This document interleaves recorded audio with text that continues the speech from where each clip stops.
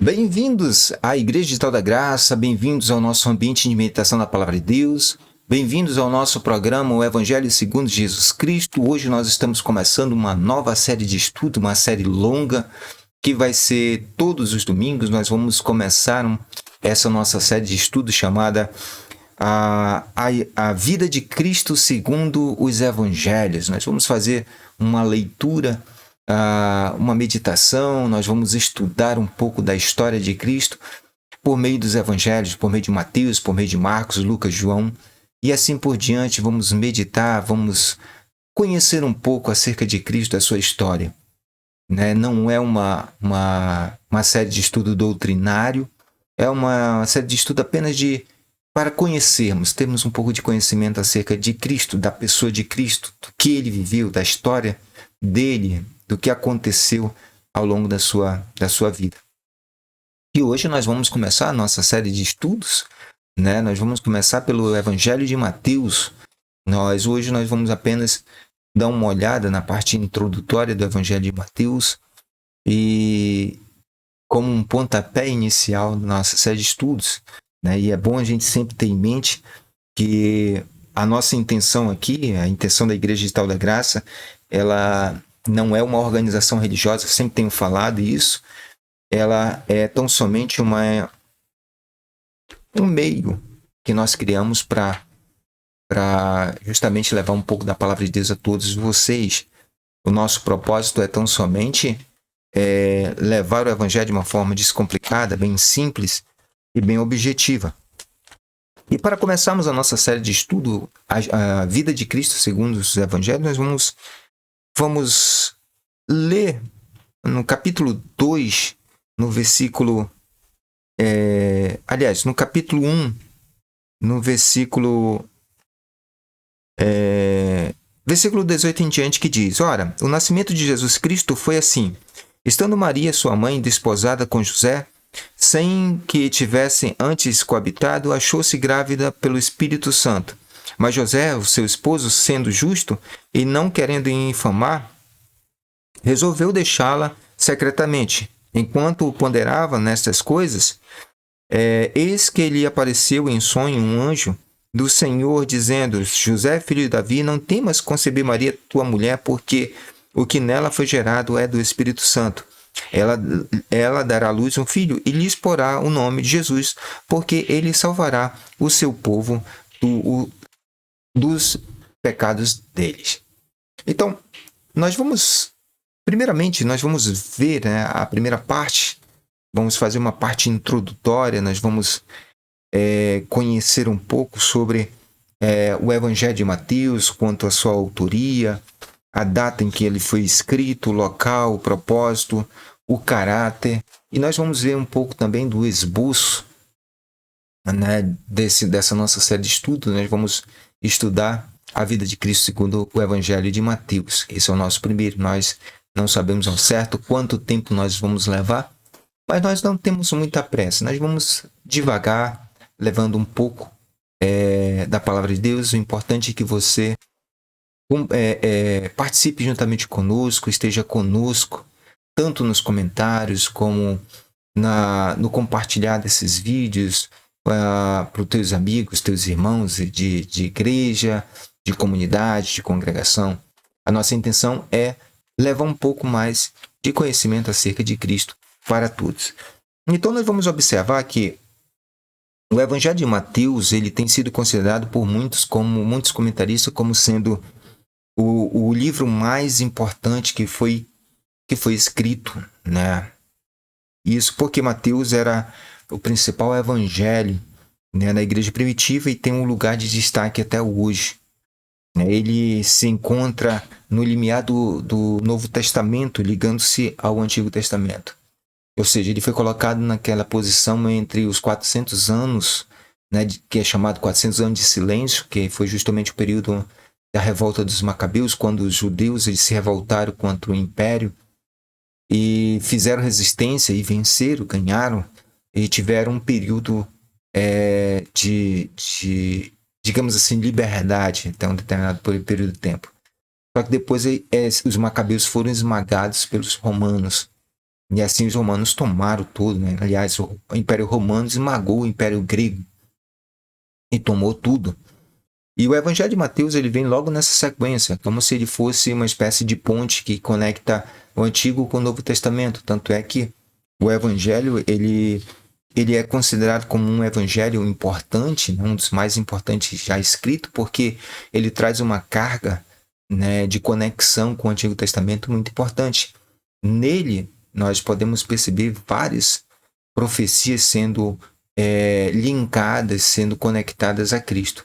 Isso nós vamos ver no decorrer do nosso estudo hoje, né? Que hoje nós vamos só passar uma pincelada para entendermos um pouco mais acerca do Evangelho de Cristo, né? Acerca da vida de Cristo.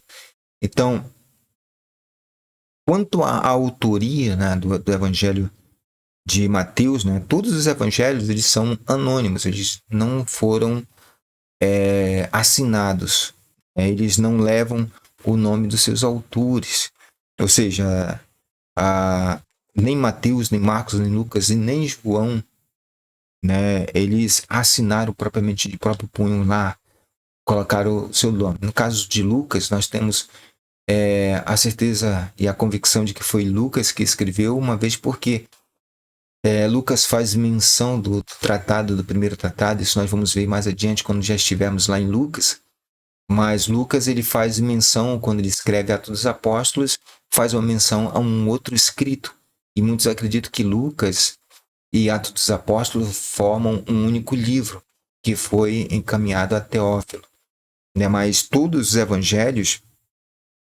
eles são anônimos, eles não levam o nome dos autores.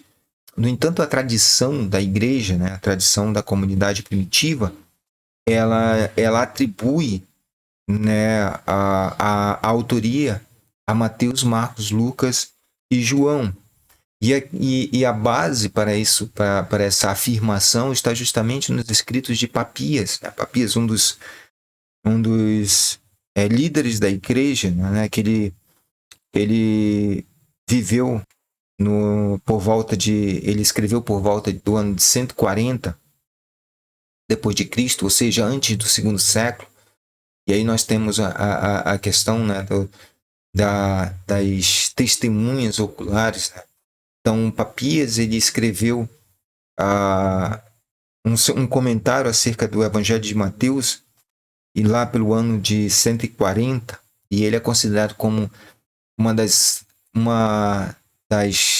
mais antigas testemunhas, né, sobre a questão da autoria de Mateus. E ele diz o seguinte: Mateus reuniu ordenadamente em língua hebraica as sentenças de Jesus, e cada uma as interpretava conforme a sua capacidade. Então, Papias, quando ele fez o comentário acerca de Mateus, ele disse que Mateus ele é uma espécie de catálogo, né?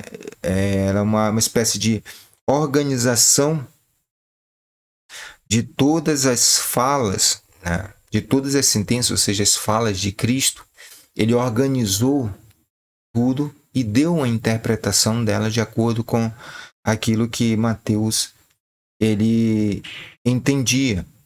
Outra testemunha de que atribui o Evangelho de Mateus a Mateus, né, o apóstolo Mateus, ao discípulo Mateus, vem de Irineu, que ele escreveu lá em 185 depois de Cristo, que ele diz que Mateus realmente, o seu evangelho entre os hebreus em seu próprio dialeto, né,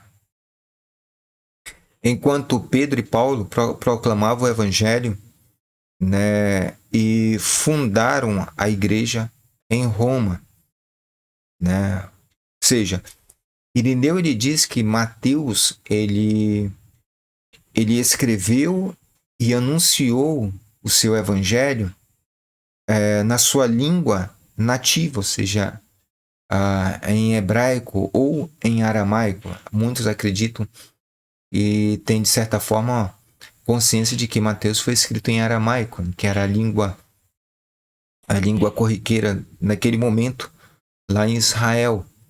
Enquanto Paulo e Pedro, eles anunciavam o evangelho aos gentios, usando o grego. Aí temos aqui outra testemunha acerca da autoria do Evangelho, que está justamente, que fala de Orígenes. Orígenes, né, ele escreve o seguinte: o primeiro Evangelho é segundo Mateus. O mesmo foi uma vez publicano. O mesmo foi uma vez publicano, mas depois disso um apóstolo de Jesus Cristo, que tendo publicada para os judeus convertidos, o escreveu em hebraico. Então nós temos aqui 3 testemunhos. Isso são testemunhos antes do 2º século, o que faz com que essas testemunhas estejam mais próximas dos discípulos, dos primeiros cristãos. Então, torna, de certa forma, um testemunho que nós devemos levar em consideração acerca da autoria do Evangelho de Mateus. Só que devemos lembrar o seguinte: eles estão testificando de que Mateus ele escreveu o seu Evangelho em hebraico, e possivelmente em aramaico. Depois, provavelmente, a comunidade gentílica faz uma versão em grego para ela. Mas o testemunho, tanto de Papias, de Ireneu e de Orígenes, falam que Mateus ele escreveu seu evangelho em hebraico. E aí nós continuamos a nossa trajetória aqui. O fato é que este evangelho foi escrito para os judeus pela natureza de seu conteúdo, ou seja, quando nós lemos o evangelho de Mateus, percebemos claramente qual é o conteúdo, qual é o linguajar, qual é o objetivo, né, do Evangelho de Mateus, que é justamente o de atingir o povo de Israel, alcançar o povo de Israel, alcançar Jerusalém. E aí nós recorremos ao próprio comentarista, ao comentário de Eusébio de Cesareia, que diz: Mateus, tendo também proclamado o Evangelho em hebraico, quanto a ponto de ir também para as outras nações, se propôs escrever em sua própria língua, e assim supriu a necessidade de sua presença com eles, por meio de seus escritos. Ou seja, quando Mateus ele escreve o seu evangelho, Mateus ele teve uma ideia interessante. Vamos levar em consideração, aqui nós não estamos estudando a parte propriamente escrita dos evangelhos, porque nós sabemos muito bem que o primeiro evangelho a ser escrito foi de Marcos. Nós não estamos levando em consideração o fato de quem foi escrito primeiro. Nós estamos levando em consideração o ponto central, ou seja, o direcionamento do evangelho para entrarmos na vida de Cristo. Então, como é que é aquela atmosfera? Qual era a atmosfera do escritor do evangelho, né, na preparação dele para escrever acerca da vida de Cristo? Então, Mateus ele está direcionado ao povo de Israel, está direcionado ao seu povo. E aí nós temos, faltando as testemunhas, nós temos Papias, nós temos Ireneu, nós temos Orígenes, e agora nós temos também Eusébio de Cesareia, que reafirma que Mateus escreveu em sua própria língua, né? E um dos objetivos de Mateus é justamente deixar um texto escrito, o que facilitaria também na questão da necessidade de Mateus se fazer presente naquele momento. Ou seja, tendo escrito, qualquer um poderia ler, porque Mateus focava justamente na história de Cristo e também, principalmente, no ensinamento de Cristo e nas profecias. Então, Mateus ele focava no povo, né, na história de Cristo e, principalmente, também nas profecias, apontando, por meio das profecias, apontando que Jesus Cristo, de fato, era o Messias.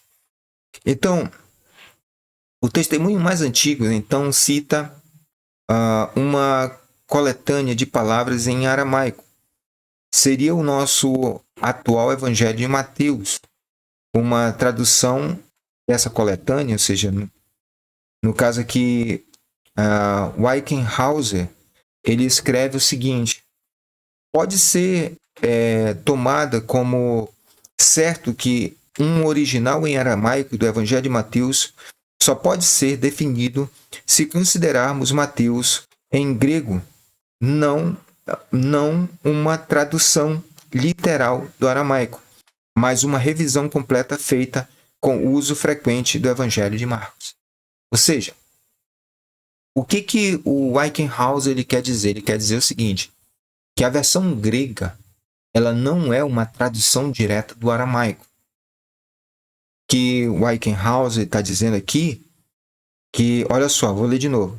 Pode ser tomada como certo que um original em aramaico do Evangelho de Mateus só pode ser defendido se considerarmos Mateus em grego não uma tradução literal do aramaico, mas uma revisão completa feita com o uso frequente do Evangelho de Marcos.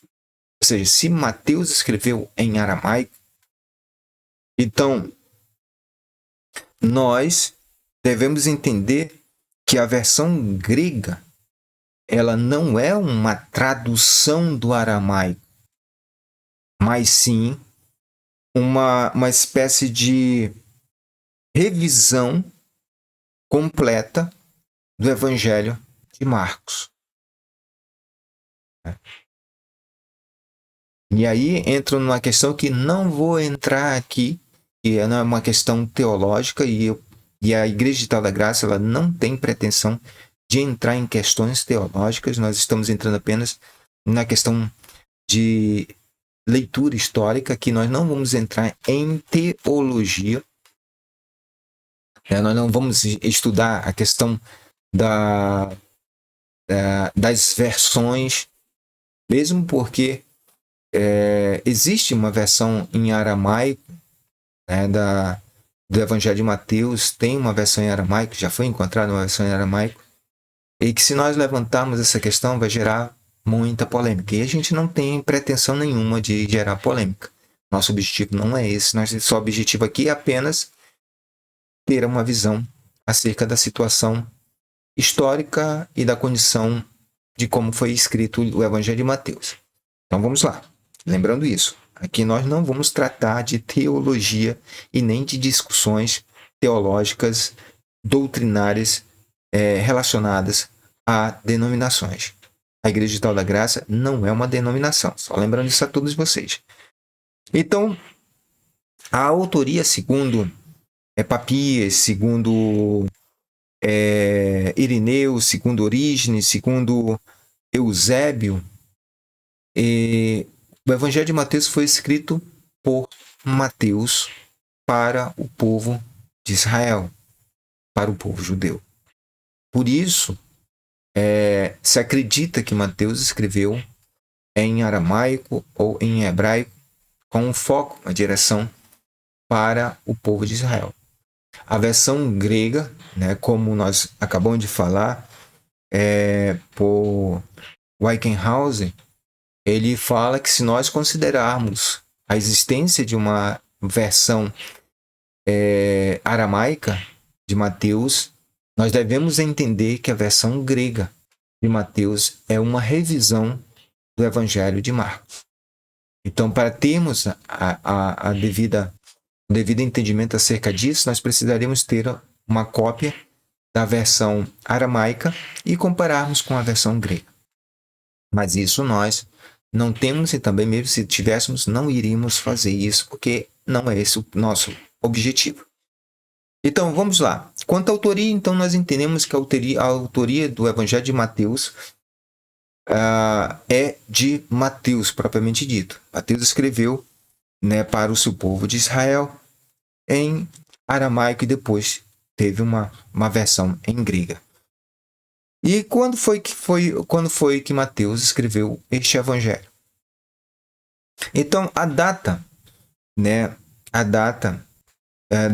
do escrito de Mateus, né, como no caso da maioria dos livros do Novo Testamento, a data ela é incerta, não se sabe ao certo uma data precisa de quando Mateus foi escrito. Escritores mais antigos, né, consideram Mateus como tendo sido escrito por volta do ano de 60 depois de Cristo. A maioria dos estudiosos hoje preferem uma data, preferem datar entre o ano 80 e o ano 85 depois de Cristo. A questão não é de importância vital, ou seja, não tem tanta importância como muitas vezes tem se colocado. Não preciso saber a data. Em data não me interessa muito a data. Por mais que alguns acreditem que tenha sido no ano 60 depois de Cristo, outros datando entre 80 e 85, a importância é o seu conteúdo. Então a questão não é de importância vital. Embora se preferem, né, muitos preferem, muitos aceitam a data mais antiga, no caso que Mateus foi escrito lá em todo o ano 60 depois de Cristo. E o local onde foi escrito, né, o Evangelho de Mateus. Então, novamente há duas opiniões, ou seja, há duas opiniões acerca de onde foi escrito o Evangelho de Mateus. Né? A opinião tradicional é a de que o livro de Mateus foi escrito na Palestina, né? Na Palestina, ou seja, na Judéia. Streeter, ele diz que o local exato onde que Mateus escreveu o seu evangelho foi na Antioquia da Síria. E ele é seguido pela grande maioria dos estudiosos até hoje. Ou seja, muitos estudiosos eles acreditam que o evangelho de Mateus foi escrito na Antioquia da Síria e não na Palestina. Existem essas duas opiniões acerca de onde Mateus escreveu. Uns acreditam que seja na Palestina, na Judéia, e outros acreditam que seja na Antioquia da Síria. Os pensadores de hoje acreditam mais que Mateus tenha sido escrito na Antioquia da Síria.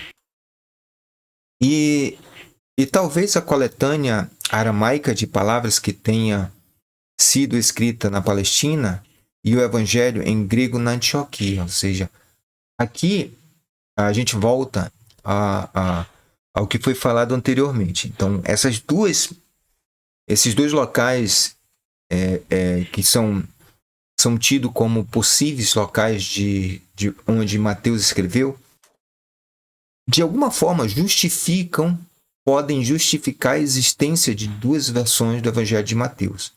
Uma aramaica, que provavelmente tenha sido escrita na Palestina, na Judéia, e a versão grega, que pode ter muito bem sido escrita na Antioquia da Síria. Então, tanto na questão da data, né, quando nós olhamos a questão da data, quanto do local, nós temos duas suposições. E as duas suposições do local justificam justamente a forma como ela foi escrita. Então, como aqui nós lemos, talvez a coletânea aramaica de palavras, né, que é justamente os escritos dos ditos de Jesus Cristo, das palavras de Cristo, em aramaico, tenha sido escrita na Palestina. E a versão revisada do Evangelho de Marcos, né, e alguns acreditam que talvez seja isso, se acreditar na existência do Evangelho aramaico, ela aconteceu na Antioquia da Síria. E qual é o propósito do Evangelho de Mateus? Então, o propósito do Evangelho de Mateus, ele fica bem evidente quando nós olhamos para a forma como Mateus ele escreve. Então, Mateus ele escreveu o seu Evangelho para os judeus, com o objetivo de apresentar Jesus Cristo como o Messias, ou o Mashiach, como os judeus eles chamam o Messias. Então, quando o Evangelho ele foi escrito, quando o Evangelho de Mateus foi escrito, a nação já havia rejeitado a Cristo. Então, quando Mateus escreve o seu Evangelho, o povo já havia rejeitado o Cristo. E logo, se Mateus foi o escritor, né, e se o Evangelho de Mateus foi escrito de fato entre o ano 60 e o ano 70, esse Evangelho iria ainda sofrer ia sofrer ainda uma espécie de juízo, né? Como muitos autores eles falam, que o Evangelho de Mateus, se tivesse sido escrito mesmo entre anos 60 e anos 70, o Evangelho de Mateus iria sofrer ainda, por isso, um severo juízo, né, através da destruição de Jerusalém, que aconteceu no ano 70. Então, Hayes, né, um estudioso, um dos estudiosos, né, ele diz que o primeiro Evangelho tinha algo do caráter de um ultimato oficial. Né, foi um último aviso do Senhor para o seu povo. Nós vemos no Evangelho de Mateus Jesus Cristo chorar, né, diante de Jerusalém. Jerusalém, Jerusalém, tu que matas, né, profetas. Né? Interessante que Jesus ele faz esse lamento, né, e o povo, né, ele não dá muito crédito ao que Cristo fala, né? O povo ele se tornou cego diante daquilo que os seus mestres colocaram, inculcaram na cabeça de cada um deles. Então, no caso, o local, quanto o propósito era justamente de uma espécie de um alerta para o povo, uma espécie de aviso, um ultimato que o Senhor deu a Israel para despertar. Né? Como se fosse um ouve Israel, para Israel, ouça Israel. Esse Cristo que vocês rejeitaram, ele de fato é o Messias. Então, Mateus, ele tem como objetivo apresentar Jesus Cristo como o Messias. E ao mesmo tempo, o seu evangelho tem como finalidade também, se nós pegarmos justamente a parte final do evangelho de Mateus, a partir do capítulo 23 em diante, que nós vamos ter depois no capítulo 24 o sermão profético, né? E depois nós vamos ter o capítulo 25, né? Que fala da parábola das virgens. Se nós pegarmos esses dois capítulos, nós vamos entender perfeitamente o propósito do Evangelho, o segundo propósito do Evangelho, além de apresentar Jesus Cristo como Messias, também o de alertar o povo quanto ao risco iminente que estava por vir. Né? Então, o objetivo era justamente esse, mostrar ao povo que Jesus Cristo era o Messias e também, né, alertar o povo, dar um ultimato final, levar o povo ao arrependimento. E aí nós vamos para o caráter. Né? O caráter do Evangelho. Qual é o caráter do Evangelho? O Evangelho de Mateus é o mais judaico de todos os evangelhos. A genealogia judaica de Jesus, que ele apresenta, retrocede até a Abraão. E é colocada no início do Evangelho. Isso porque a primeira pergunta dos judeus a respeito de um homem estaria relacionado com sua descendência. Né? Jesus é descrito logo no primeiro versículo como filho de Davi, filho de Abraão. Mateus não explica os costumes ou os termos judaicos, como fazem Marcos e Lucas, pois os leitores os entendiam. E aqui nós vamos ver inúmeras situações que somente um judeu entenderia o porquê daquilo. E eu gosto muito de uma passagem, que é a passagem da mulher do fluxo de sangue, que quando ela pensa, que quando ouve Jesus Cristo passar, ela pensa e diz, se eu tocar apenas na orla de suas vestes, eu serei curada. Quando nós olhamos para essa expressão, para esse texto, não há uma explicação. Mateus não explica por que aquela mulher disse que se tocar apenas na orla da veste de Cristo, ela seria curada. Porque quem está lendo é um judeu. E todo judeu sabia muito bem que na orla da veste de um homem estava preso nas 4 pontas fios, que são chamados de tzitzit. Esses fios, eles são amarrados com 5 nós, que representam a Torá, nosso Pentateuco, Gênesis, Levítico, Números, Deuteronômio. São os 5.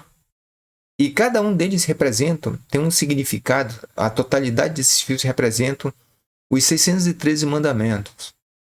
E os judeus, eles acreditavam e acreditam que o Messias, ele traria a cura das enfermidades nas orlas das vestes.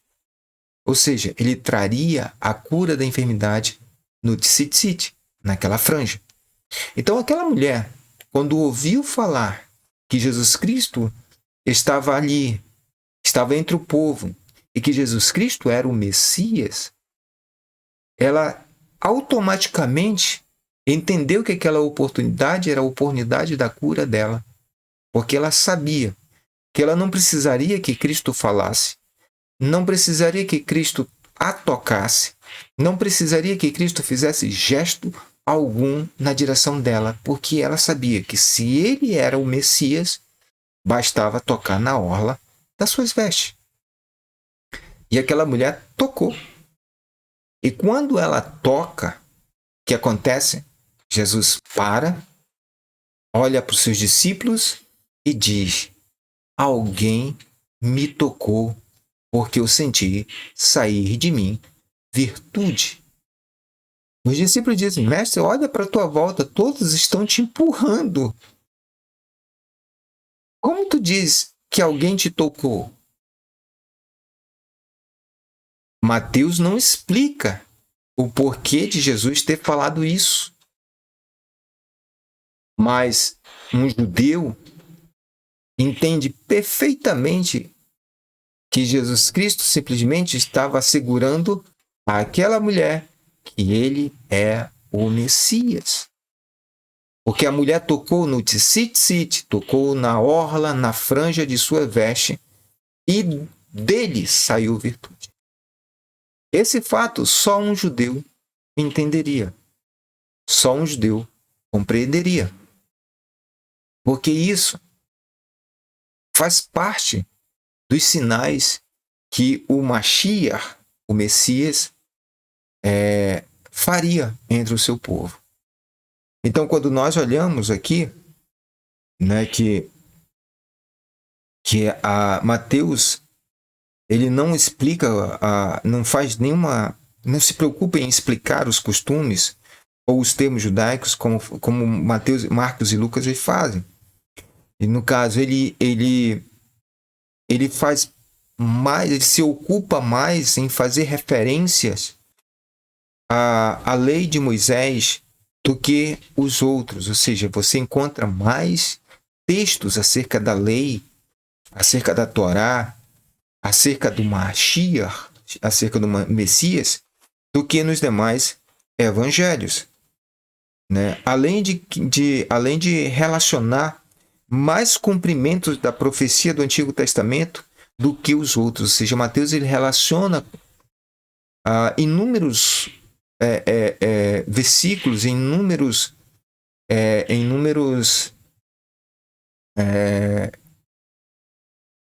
referências do Antigo Testamento que estão relacionadas ao Messias, a Cristo. Ele faz essa conexão, né? Ele faz essa ligação direta do Antigo com o Novo Testamento. Por isso que Mateus ele fica no limiar entre o Antigo e o Novo Testamento. Ele faz a conexão, ele faz a ponte para fazer com que os judeus, eles que são exímios conhecedores acerca da Torá, dos Neviins, dos Ketuvins, né, que são os salmos, os escritos e os profetas, e a Torá.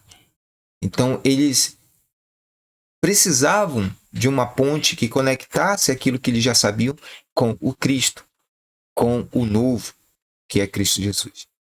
Mateus ele faz esse trabalho de uma forma espetacular. Essa conexão por meio das profecias, o cumprimento do Antigo Testamento acerca de Cristo.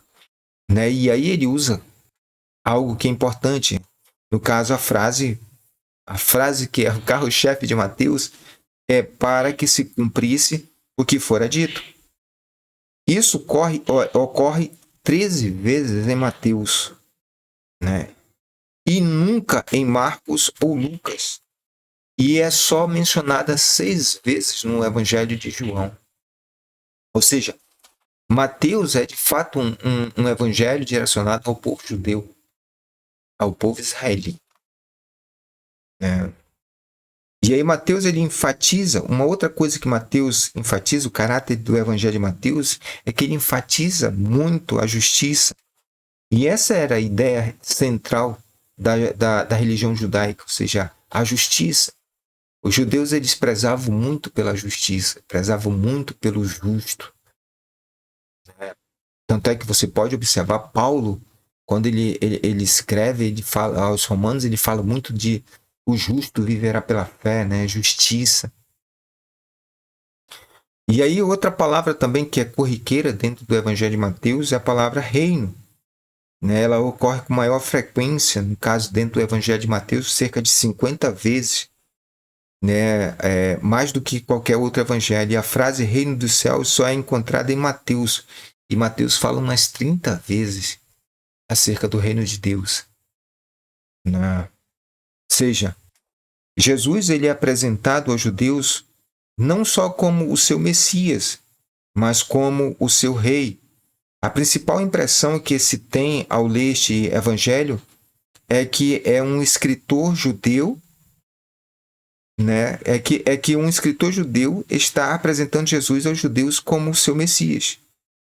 Reis, ele diz que o Evangelho de Mateus é quase um manual de profecias messiânicas. Então, você pode observar que Mateus é como se fosse esse guia. Se você quer saber de quem os profetas estavam falando, de quem é esse que haveria de nascer de uma virgem, primeiramente, para você que está lendo o Antigo Testamento, o primeiro livro a ser lido é Mateus, que é a conexão entre o Antigo e o Novo Testamento. Então, nós vimos hoje, nós não vamos ser tão cansativos, né?